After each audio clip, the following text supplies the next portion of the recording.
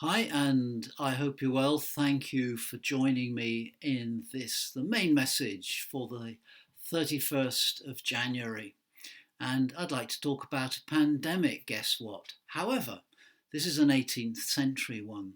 The year is 1721, the place is Boston, Massachusetts in the USA, and there's an outbreak of smallpox. Now, in the city, it is known how to carry out inoculation against smallpox. But the person who knows how to do this is Onesimus, as he's been renamed. Onesimus, we don't know his actual name, was kidnapped in Africa, transported and sold as a slave. He was purchased by a church as a gift to their minister. And their minister was interested in addressing the outbreak of smallpox that was claiming lives in Boston, loads of lives, creating massive grief and so on. Onesimus came from a culture that practiced inoculation.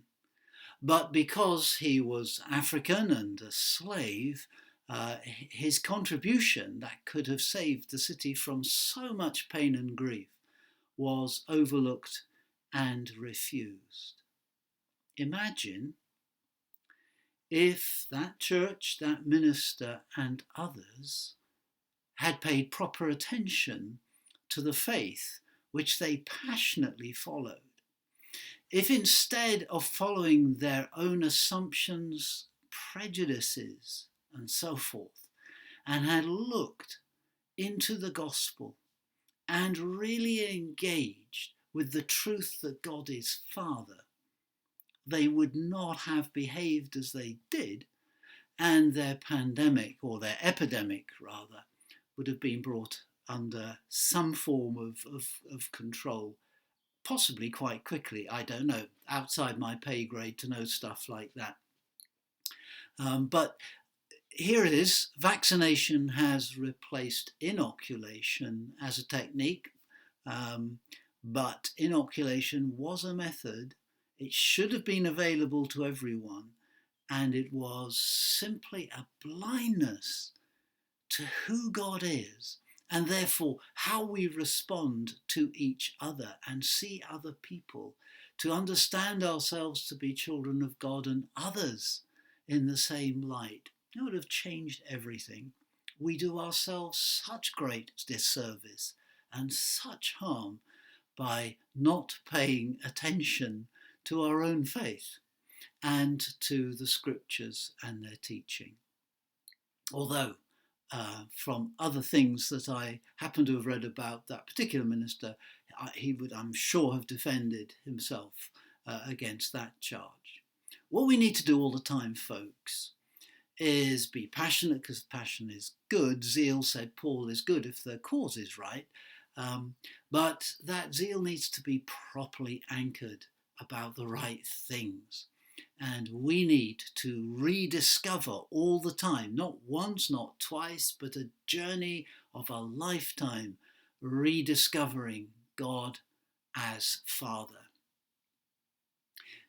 Picture this, if you would, for a moment. There's a farmer, he's a wealthy landowner, and he is one of many figures busy on the land, but he keeps looking up at the road which stretches off into the distance. One day, having this work habit, he does spot a figure coming towards the farm, but it's still very far away. But there's something very familiar, and there's someone he's desperately hoping to walk down that road. Now he has all his attention fixed on that approaching figure. The figure walks in a familiar way and has a familiar sort of build and poise and so on, but it's rather broken, but still looks a little bit like it could be. The man watches, and eventually he's sure, that is my son. The man then forgetting his dignity as a wealthy local landowner with servants and all kinds of things to his beck and call, just runs down the road to swallow his son in a huge hug and welcome him home.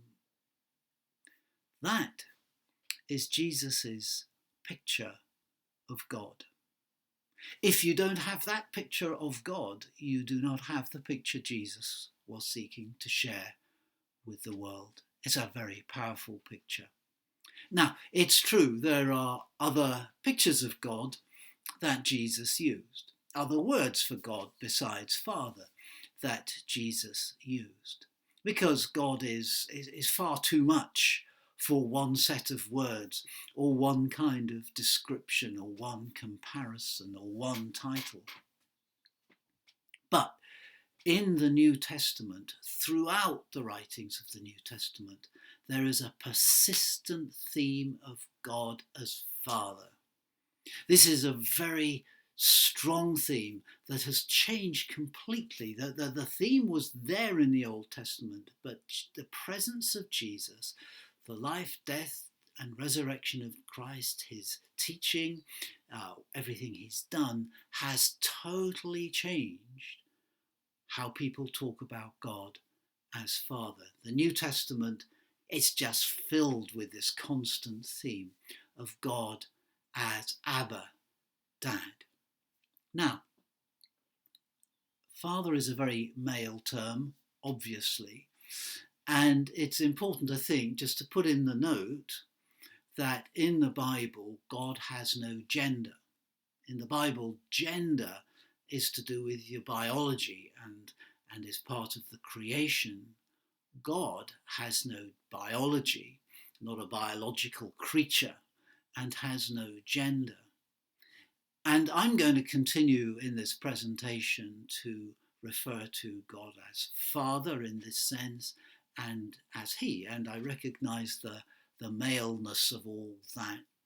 If it's better for you, more useful to you, it is equally good if you prefer to simply substitute the word parent when I say father, and when I say he, to just put in the word God instead. The message remains substantially the same, and there isn't time for me to share why I just want to hang on to the word Father and with it the word Son for Jesus, without importing into that any assumptions about gender. God does not have gender. Well, previously we in this series, this is actually, I announced it as a series of 3, I've turned it into a series of 4. Next week we're looking at rediscovering the church, but previously in this series about rediscovering, a January series about sort of reworking life, preparing for the year ahead, by sort of taking stock and reconsidering familiar stuff. So we've looked at rediscovering the Son, we've looked at rediscovering God's Spirit, and this week rediscovering God as Father.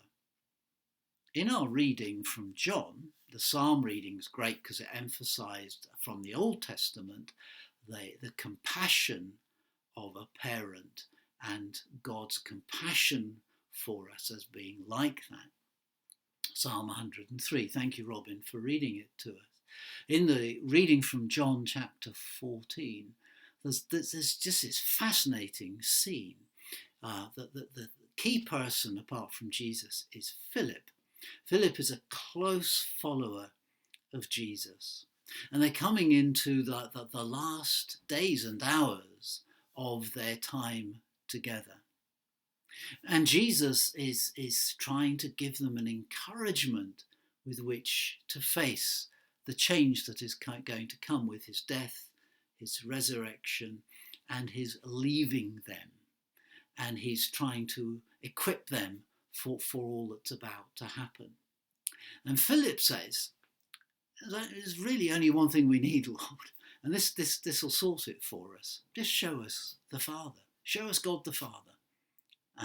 I wonder if Philip might have had in mind that time, which you can read about in the Old Testament, when Moses asked God, if he could see God properly. And I wonder if Philip is thinking, maybe this is the moment where we get to see God properly. So I think in Philip's mind is, maybe if I ask him, this will just help me, so it'll help all our faith. We'll be ready for whatever's thrown at us if we've just once even had the curtain of heaven pulled back a bit. If Jesus would just enable us to capture something of the full-on glory of the throne room of heaven and of the presence of the Almighty, if Jesus would just grant us this one experience, perhaps in this moment or tomorrow or something, but soon, this one experience of seeing God for ourselves. So how about it, Jesus? And Jesus says, Philip, you've been looking at him all the time you've been with me. I don't need to show you anything you haven't seen. You've already seen. You just haven't seen what you've seen. Philip, I've been with you long enough. I would have thought you wouldn't ask me a question like that. If you have seen me, you have seen the Father. Or don't you know that the Father's in me and I'm in the Father? We're one.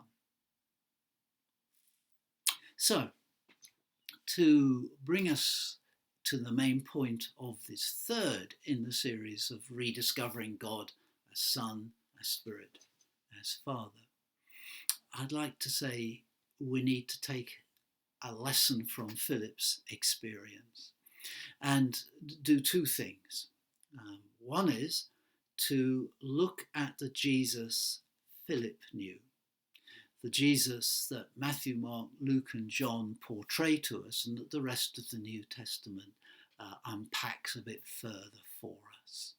If we see that Jesus, then we will be looking straight at the Father, at the throne room of heaven, actually, at glory that we've just overlooked and not quite noticed. Maybe it would be a good time for me to sit down and reread one of the Gospels or all of them, saying, every time I look at Jesus, say something, do something. Every time he sees something, reacts to something. Every time he builds up somebody who's broken. Every time he heals somebody who's in difficulty. Every time he hands out encouragement. Every time he hands out a challenge to greed and power. Every time, everything. I just go, I'm looking at the glory of God. The eternal God, only expressed in human activity upon the earth, in a human person of the Son. I am seeing the Father when I rediscover Jesus in the Gospels. Maybe a fresh reading of them wouldn't go amiss. But also to remember the second thing, which is that was then and this is now. I don't live back then when Philip lived. I live here now. And my experience of God the Father is a now experience, not simply a second-hand one read about something that people enjoyed 2,000 years ago, but rather understand, if God is my dad, then that's true now and to be experienced now. Well, the energy, the dynamic connection between God and ourselves here now, the living connection, is the work of God's Spirit. So as I rediscover Jesus and rediscover God's Spirit, I am in fact taking the two most essential ingredients of rediscovering God as Father. And in fact, if you were to read on in John 14 beyond where Robin's reading took us, you'll see that straight on from this conversation about seeing the Father, Jesus introduces them to how God's Spirit will pick up where Jesus, so to speak, leaves off and continue to reveal God to the followers of Jesus and empower the followers of Jesus to reveal the Father to the world. Notice how in that wonderful picture of God as Father running down the road and hugging and kissing his returning Son, Jesus shows us not God who waits in heaven to be our dad one day, but God who meets us on the road of our journey through life, our journey to our conclusion. But before we get there, God cannot wait to intercept us and embrace us and call us back into everything it means to be a true child of the Father. I pray that that will be a blessing to you this week. May the Lord keep you safe, guide your life, and may you know in Jesus and the work of the Spirit this wonderful truth: God is Father. Amen.